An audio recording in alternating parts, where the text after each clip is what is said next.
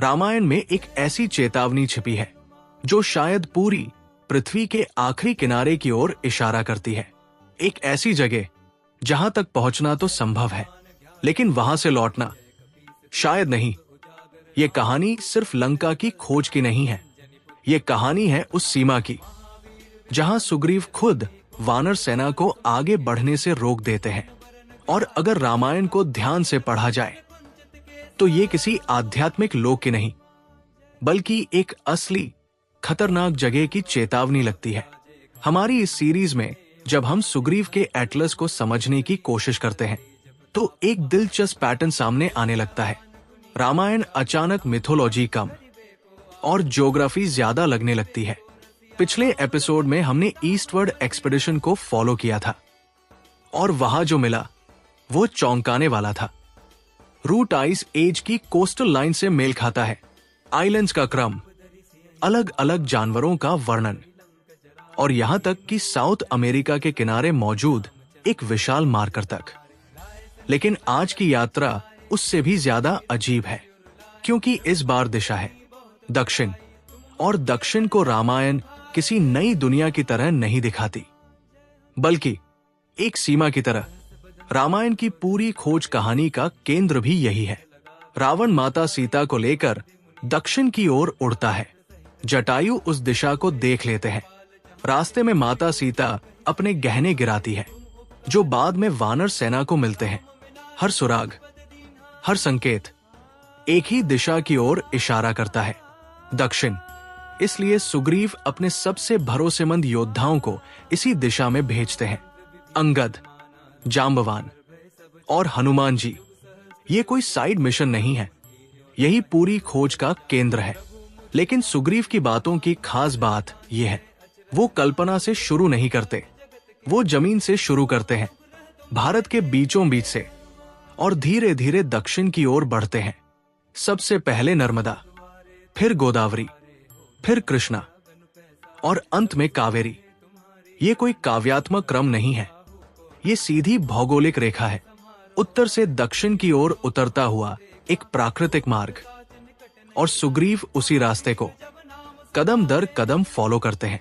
जैसे जैसे ये यात्रा भारत के अंतिम सिरे की ओर बढ़ती है, वर्णन और भी सटीक हो जाता है। सुग्रीव मलय पर्वत का जिक्र करते हैं, फिर महेंद्र पर्वत का। आज हम इन्हें पश्चिमी घाट के दक्षिणी हिस्से और अगस्त्यमलाई रेंज के रूप में पहचानते हैं। ये कोई काल्पनिक पर्वत नहीं है, ये वही पहाड़ है जो मैदानों से उठकर भारत के दक्षिणी छोर तक पहुंचते हैं। और यही आता है रामायण का शायद सबसे अनोखा खगोलीय संकेत। सुग्रीव कहते हैं, जब तुम महेंद्र पर्वत के दक्षिणी सिरे पर खड़े होगे तो तुम्हें क्षितिज के पास एक चमकता हुआ तारा दिखाई देगा, अगस्त्य, जिसे आज हम कैनोपस कहते हैं। लेकिन यहां एक दिलचस्प बात है, आज कैनोपस भारत के ज्यादातर हिस्सों से दिखाई देता है, लेकिन हमेशा ऐसा नहीं था। पृथ्वी की धुरी धीरे धीरे बदलती रहती है और लगभग 14,000 साल पहले ये तारा केवल भारत के बिल्कुल दक्षिणी किनारे से ही दिखाई देता था। उससे थोड़ा भी उत्तर जाने पर वो क्षितिज के ऊपर नहीं उठता था। सिर्फ यही एक अवलोकन पूरे वर्णन को एक खास अक्षांश और एक खास समय से जोड़ देता है। इसके बाद सुग्रीव एक और दिलचस्प बात कहते हैं। वो कहते हैं, अगस्त्य ऐसा लगता है जैसे उसका एक पैर पहाड़ पर हो और दूसरा समुद्र में। ये कोई सजावटी कविता नहीं है, ये उस समय के दक्षिण भारत की असली भौगोलिक स्थिति से मेल खाता है, जब समुद्र का स्तर आज से बहुत नीचे था। आज जो भूमि समुद्र के नीचे है, तब वो सूखी जमीन थी। तटरेखा कहीं ज्यादा दक्षिण तक फैली हुई थी और समुद्र की शुरुआत अचानक नहीं होती थी, बल्कि धीरे धीरे। यहीं पर एक और आधुनिक धारणा टूटती है। रामायण ये नहीं कहती कि भारत वही खत्म हो जाता है जहां आज का समुद्र है, बल्कि वह दिखाती है कि दक्षिण की जमीन उस समय कहीं ज्यादा आगे तक फैली हुई थी, आइस एज की भूगोल से बिल्कुल मेल खाती हुई। और शायद इसी वजह से भारत और श्रीलंका के बीच का रास्ता उस समय स्वाभाविक रूप से जुड़ा हुआ था। समुद्र का स्तर नीचे था और जमीन बाहर। इसके बाद सुग्रीव लंका का स्पष्ट वर्णन करते हैं। वो बताते हैं कि लंका समुद्र के पार स्थित है और उसकी पहचान कैसे की जाए। दिलचस्प बात यह है, जब सुग्रीव पहली बार श्री राम से मिलते हैं तो वो कहते हैं कि उन्हें रावण के बारे में ज्यादा जानकारी नहीं है, लेकिन अब उन्हें लंका का सटीक स्थान पता है। ये विरोधाभास नहीं लगता, ये रणनीति लगती है। भरोसा बनने के बाद ही वो अपनी पूरी जानकारी साझा करते हैं। लेकिन कहानी यहां खत्म नहीं होती। सुग्रीव इसके बाद भी दक्षिण की ओर बढ़ते हैं और यहीं से वर्णन अचानक बदल जाता है।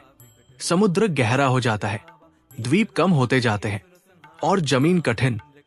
फिर वो एक चेतावनी देते हैं, स्पष्ट, सीधी और बाकी दिशाओं से अलग। वो कहते हैं, एक सीमा के आगे मत जाना, उसके आगे पितरों का क्षेत्र है, यम का प्रदेश, एक अंधेरी, कठोर और रहने लायक नहीं भूमि, जहां पहुंचना संभव है लेकिन लौटना आसान नहीं।